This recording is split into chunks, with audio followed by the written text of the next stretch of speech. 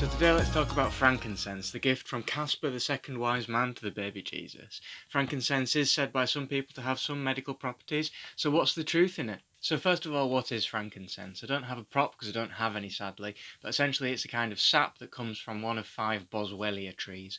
Boswellia trees are a kind of tree that grows in parts of Africa and Asia. Essentially you can cut the bark of the tree, some of the sap comes out, dries up, and that becomes the frankincense resin. Frankincense is often used as an incense and burned alongside stuff, and the smoke comes out and smells nice. Obviously the smoke isn't good for you because it's smoke, but the smell is because of the essential oils that are in it. The essential oils are meant to have some medical properties. The essential oils is sometimes used in perfumes or aromatherapy, and it's sometimes used in other kinds of herbal medicines like Chinese medicine. It was also used by the ancient Egyptians in an ointment when they were mummifying people. So what does it do, and is there actually any evidence that it works for anything? The essential oils are mostly something called terpenes. Some of the terpenes do have some antibacterial effect, which makes sense if you think about it, because the sap is part of the tree's natural defense mechanism against infection. The problem is that they're also toxic, so if you were to eat any, then they're more likely to poison you than they are to help you, and sometimes they can even cause a rash just by putting it on your skin. In theory, essential oils can even absorb through your skin and poison you that way. You're very unlikely to do that with a frankincense preparation, but it's not impossible.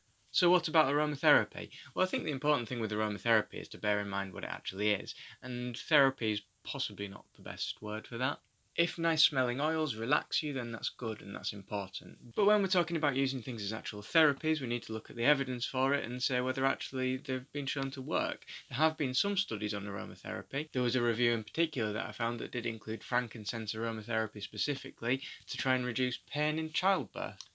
Sadly, it doesn't. There's a couple of other reviews that I've seen, one of which was looking at aromatherapy to see if it could reduce post-operative nausea and vomiting.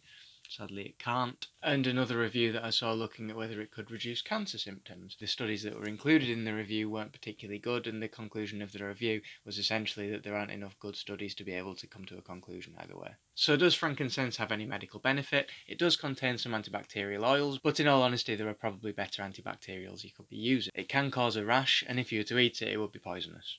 In all honesty, the ancient Egyptians probably had the best idea, and it's probably quite a good embalming fluid, which isn't what I would personally be wanting to be using as a medicine. Anyway, I hope you enjoyed the video, that you're having a good Advent and looking forward to Christmas. Remember, if you did like the video, do click the like button, subscribe and share the links. It really helps the channel out, and I'll see you tomorrow.